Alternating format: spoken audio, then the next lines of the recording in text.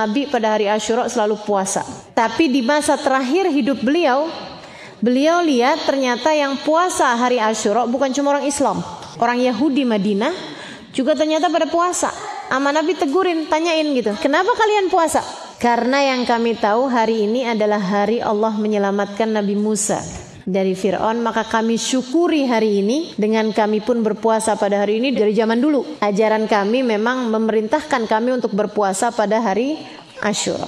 Nabi tuh emang selalu aja gak suka kalau cara ibadah kita mirip sama cara ibadahnya orang lain agama. Apa aja dibentuk cara beribadah ya, mirip-mirip sama cara beribadahnya orang non-muslim, Nabi gak suka. Jadi begitu tahu bahwa orang Yahudi pun berpuasa pada hari Asyura, Nabi bilang, "Lau adraktus sanatil atiyah," kepada para sahabatnya tentu saja, "Lau adraktus sanatil atiyah lasumtu mal Asyura at-tasu'a." Kalau umur saya nyampe 4 tahun depan, bukan cuman tanggal 10-nya yang saya mau puasain, tapi tanggal 9-nya. Biar puasa kita nggak sama puasanya Yahudi. Itu bulan Muharram.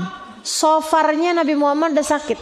Bulan Rabiul Awal Nabi Muhammad wafat. Karena ini memang ceritanya di tahun terakhir hidupnya Nabi Muhammad. Nabi nggak sempat puasa tahun depannya. Akan tetapi kita sebagai umatnya, sebagaimana anak yang berbakti kepada orang tua akan melanjutkan niat orang tuanya, maka umat yang berbakti kepada nabinya akan juga melanjutkan niat nabinya. Makanya nanti pas hari Asyura, bukan cuma hari Asyura yang kita puasain, tapi kita mulain dari hari Tasu'a. Ini mengenai puasanya. Sampai-sampai para ulama bilang, ini ucapannya ulama ya, andai kata kamu gak bisa dapetin puasa Tasu'a, tanggal 9 lagi sakit misal, tanggal 9 masih mens misalnya, masih nifas misalnya, atau lagi bepergian yang tidak memungkinkan untuk berpuasa misal, sehingga kamu baru bisa mulai puasanya tanggal 10 pas hari Asyuranya.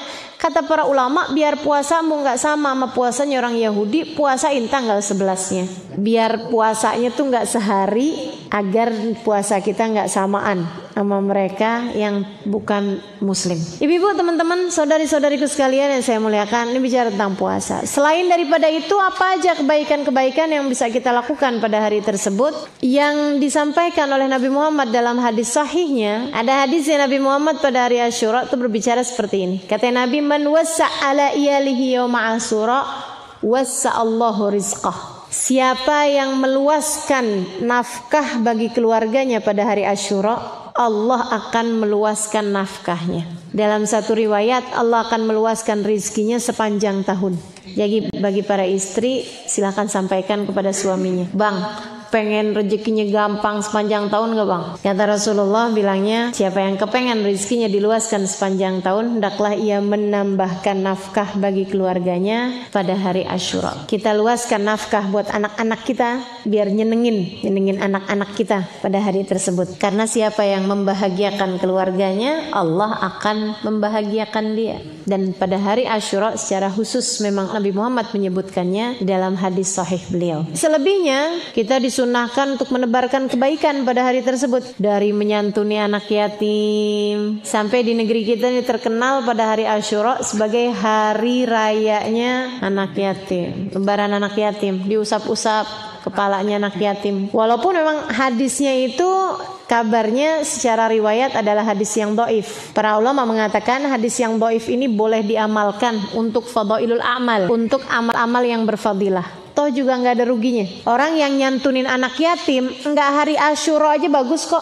Hari apa aja kita sekarang mau nyantunin anak yatim bagus. Apalagi pada hari Asyura memang adalah merupakan hari yang dimuliakan Allah. Hari Allah mengaruniakan karunia. Kalau kita kepengen banyak dapat karunia Allah, maka kita tebarkan kasih sayang dan karunia di atas muka bumi ini. Pemikirannya seperti itu. Dan juga pemikirannya, pada hari tersebut itu kan kita sunnah memberikan nafkah bagi anak-anak kita, menambahi. Kayak yang tadi yang disebutkan dalam hadis sahih ya, itu ya. Siapa yang meluaskan nafkah bagi keluarganya pada hari Asyura, Allah akan meluaskan nafkahnya. Masalahnya sama anak-anak yatim, siapa yang akan meluaskan nafkah mereka? Karenanya kemudian pada hari tersebut alangkah sangat baiknya jika kita kemudian menambahkan amal ibadah kita dengan menyantuni anak-anak yatim, selain daripada kita memberi hadiah dan menambahkan rizki, namakan nafkah bagi keluarga kita. Batasan yatim sampai berapa, Bu? Lihat-lihat. Untuk urusan santunan atau untuk urusan ngusap kepala.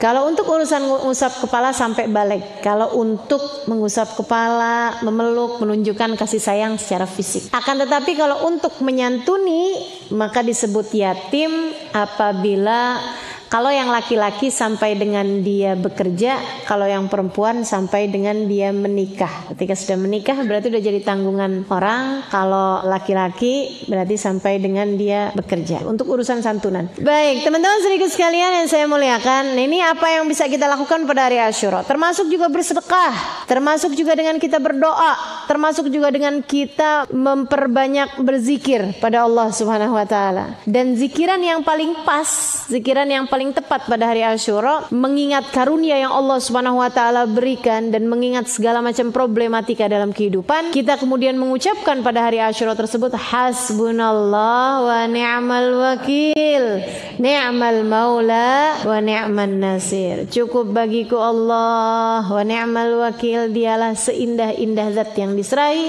ni'mal maula, dia adalah seindah-indah pemelihara, wa ni'mal wakil, dan merupakan seindah-indah penjaga, seindah-indah wakil, wa ni'man nasir, seindah-indah penolong. Hasbunallah wa ni'mal wakil, ni'mal maula wa ni'man nasir. Silakan baca itu zikir tersebut pada hari Asyura sebanyak 70 kali.